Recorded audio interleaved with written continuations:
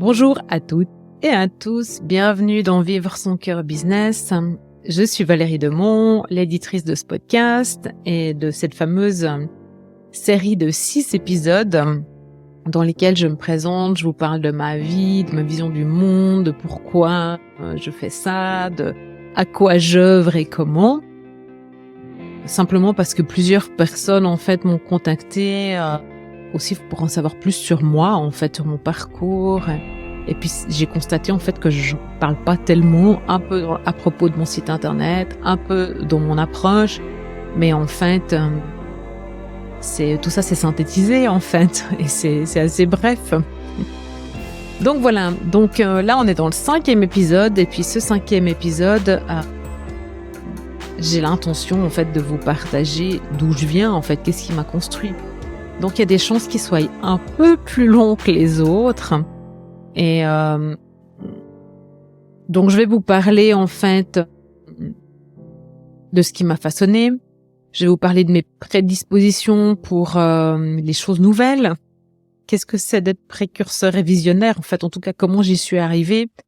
Je vais vous parler d'hypersensibilité. Il y aura de l'émotion, des émotions en fait, les miennes, mon intuition. Je vais vous parler aussi de choses qui sont innées en moi, des compétences que j'ai acquises, point de bascule en fait, qui à chaque fois ont conduit à m'amener à un upgrade en fait de mon capital intérieur, de ma vision, de mes compétences, de ma vie et puis de ma raison d'être en fait.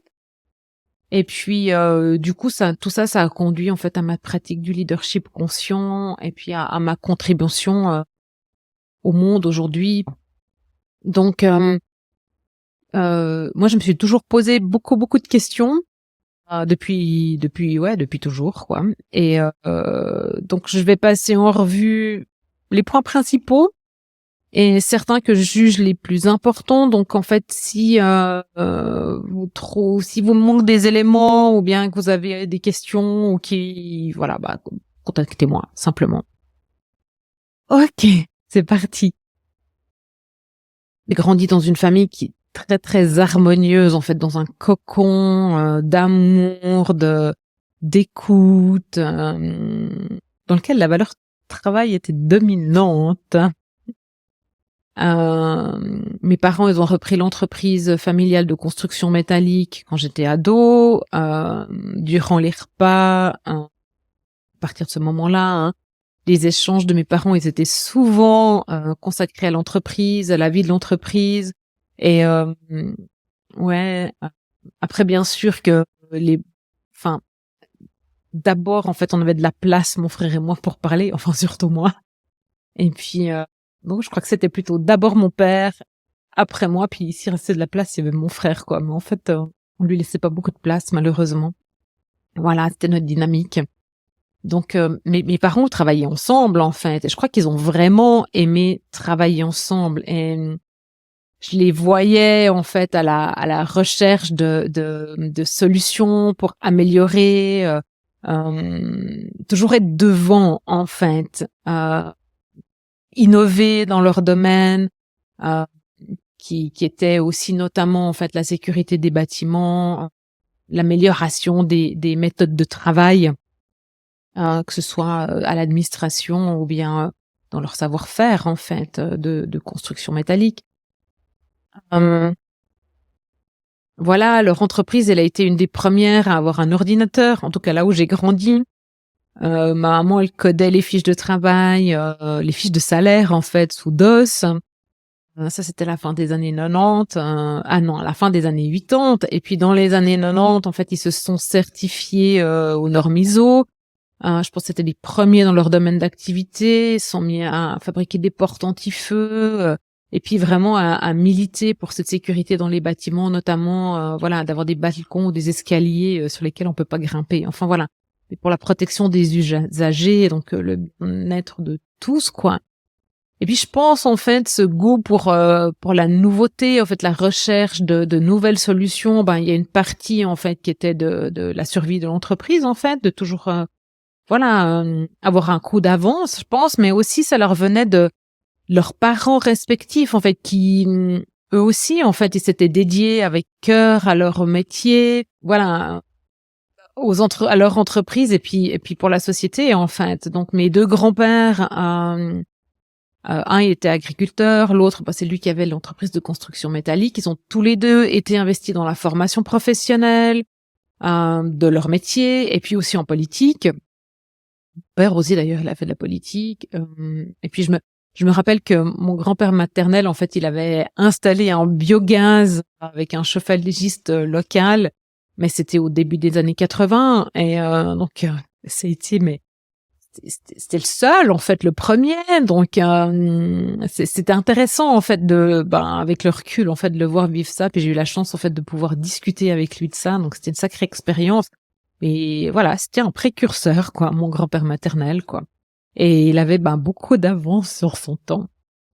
Et puis donc voilà, moi j'ai grandi dans ce contexte d'innovation, ce qui explique peut-être aussi pourquoi je me suis toujours retrouvée dans les premières à adopter des nouvelles technologies, des nouvelles stratégies, des nouveaux outils. Euh, ouais, par exemple, quand j'ai commencé à travailler, donc c'était en 94 et 95, il y avait encore des machines à écrire et puis les ordinateurs, ils venaient d'être installés, quoi. Donc il y avait pas, par exemple, il y avait pas de modèle Word, quoi. Donc j'ai mis en place des modèles Word pour qu'on puisse gagner du temps. Voilà. Des choses comme ça, en fait. Et puis au fur et à mesure, en fait, je me suis toujours retrouvée, en fait, à améliorer les choses à l'intérieur des entreprises dans lesquelles j'ai bossé. Mais ça, c'est une autre histoire. Et puis, ce contexte d'innovation couplé à mon intuition, ma sensibilité, mon esprit visionnaire. Enfin, je vous raconterai parce que c'est pas seulement visionnaire du futur. En fait, c'est aussi visionnaire des choses actuelles. En fait, des plans, des stratégies. C'est peut-être en fait ce qui fait que j'ai toujours des années d'avance en fait avec mon entreprise et puis mes services, ma manière de servir, quoi. Voilà. Après, le sport, c'est quelque chose qui a fait partie de moi, de mon adolescence, enfin, qui fait partie de moi et qui a fait partie de mon adolescence. Je sais pas si c'était une manière de survivre ou de traverser l'adolescence, mais je vivais pour le sport, quoi. Voilà, je faisais du volley. Je vivais pour l'équipe, je vivais pour les stratégies, j'en rêvais la nuit. Voilà, je vivais pour le lien avec mes coéquipières. Voilà, ouais, j'étais vraiment passionnée, totalement investie. Puis en fait, je suis toujours beaucoup trop petite en fait pour faire du volley. Et donc j'ai dû sacrément bosser pour développer des atouts en fait pour rester dans cette équipe et avoir ma place, quoi. Et puis plus tard, en fait, c'est là que je vous parlais de visionnaire tout à l'heure. C'est plus tard en fait que j'ai eu conscience que en fait, je voyais les stratégies quand j'étais dos au filet. Donc je voyais le plan du jeu, je voyais où étaient les autres joueurs. En fait, je les sentais. En fait, c'était vraiment instinctif et intuitif en fait à l'intérieur de moi. Puis c'est ça qui me permettait en fait de construire un jeu pour marquer des points gagnants, quoi. En fait, voilà. C'est comme ça que le volley se jouait à l'époque. Mais bien sûr, j'étais pas toute seule. Il y avait toute l'équipe, quoi. Mais voilà, j'ai compris en fait que je voyais déjà des choses à cette époque-là.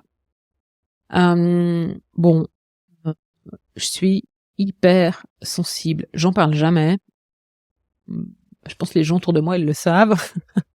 Et puis je sais pas si c'est cette hypersensibilité-là qui fait ça, mais ça a toujours été difficile pour moi, en fait, de me sentir entendue, comprise, d'avoir l'impression d'appartenir, d'être incluse. Pendant très longtemps, en fait, c'est comme si je pouvais pas faire partie, en fait, voilà.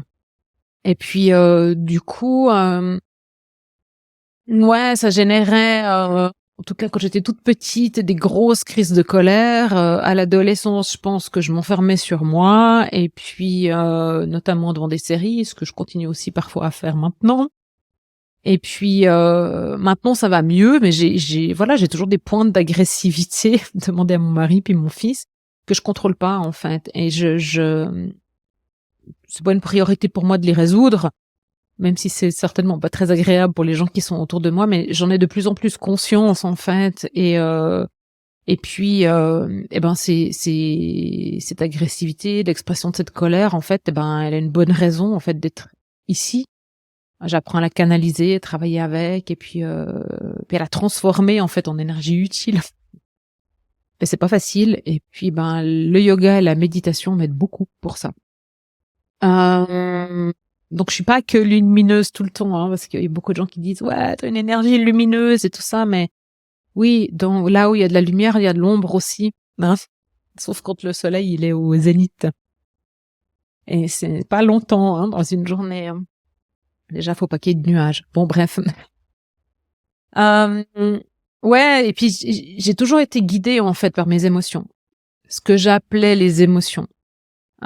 Hein, quelque chose de puissant dans mon corps qui me poussait à choisir, à décider, à agir, en fait. Et puis derrière ces émotions, moi je pensais que c'était des émotions, mais en fait, aujourd'hui je sais que c'était mon intuition qui parlait très très fort et que j'étais obligée d'écouter. Enfin, c'était impossible de pas l'écouter. Et puis par la suite, en fait, quand j'ai peut-être aussi ce qui donnait ces colères, hein, mais par la suite, en fait, quand j'ai essayé de pas l'écouter et puis de fonctionner avec mon cerveau rationnel, parce que quand même, il faut pas déconner, hein, faut être un peu cohérent dans ce monde et responsable et tout ça. Et après, je me fais rattraper par la vie qui se charge de me mettre sur le droit chemin, quoi. Pendant longtemps, j'ai vécu en fait dans un monde où il y a pas de nuance, quoi. C'était, en fait, c'était tout blanc ou tout noir. Et les changements, ils étaient assez radicaux. Donc, tant que ça émergeait et pouf, j'avais décidé. Et là, il n'y avait pas de retour en arrière possible. Et puis, quand je suivais ça, ça prenait très, très, très bien. Tout m'était servi, je vous jure, sur un plateau, quoi. La vie, elle fait son chemin. Et puis, maintenant, c'est nuancé. C'est nuancé, mais néanmoins, c'est hyper important que je continue, en fait, d'écouter cette... c'est même pas une petite voix, hein, parce qu'elle hurle vraiment. Parce que sinon je me retrouve pas sur le bon chemin. Et puis comme je vous le disais tout à l'heure, la vie en fait elle se charge de me remettre au bon endroit, et puis parfois avec violence. Donc j'en parlerai après. J'ai aussi toujours eu des perceptions, des sensations. Je sais que c'était là, j'ai de la peine à les décrire. J'ai pas de souvenir d'avoir discuté avec un ami imaginaire ou bien d'avoir vu des ombres dans ma chambre à coucher ou tout ça. Mais donc voilà, ça c'est ce qui m'a construit, en fait, ce qui constitue en fait qui je suis dans mon ADN, dans mon héritage ancestral. Maintenant, en fait, il y a eu des mentors sur mon chemin, il y a eu des expériences professionnelles et puis des points de bascule. Et puis je vais vous parler de ça en fait dans un prochain épisode, parce que je vais faire un 5 bis, parce que sinon ça va être hyper long. Et donc là, dans ce prochain épisode, je vais vous parler en fait de mon parcours professionnel et puis de mon contexte un peu perso, de ce que je vivais dans ce parcours professionnel, parce que comme je vous l'ai déjà dit dans les épisodes précédents, en fait, moi, je suis pas là pour la vie perso. En fait, oui, bien sûr, j'aime mon mari, j'aime ma famille, j'ai de l'intimité, je suis présente pour mon fils et tout ça. Mais moi, j'aime travailler, j'aime œuvrer, et puis le monde professionnel me captive, me passionne, quoi. Donc, je suis là pour ça. Donc, forcément, je vous parle un peu de ma vie pro. Et puis, il y aura, en fait, dans cet épisode, je vais vous partager mes points de bascule, quoi. Ces grosses transformations profondes qui ont conduit à pourquoi je fais ça aujourd'hui, quoi. Voilà. Bon, à toutes dans le prochain épisode.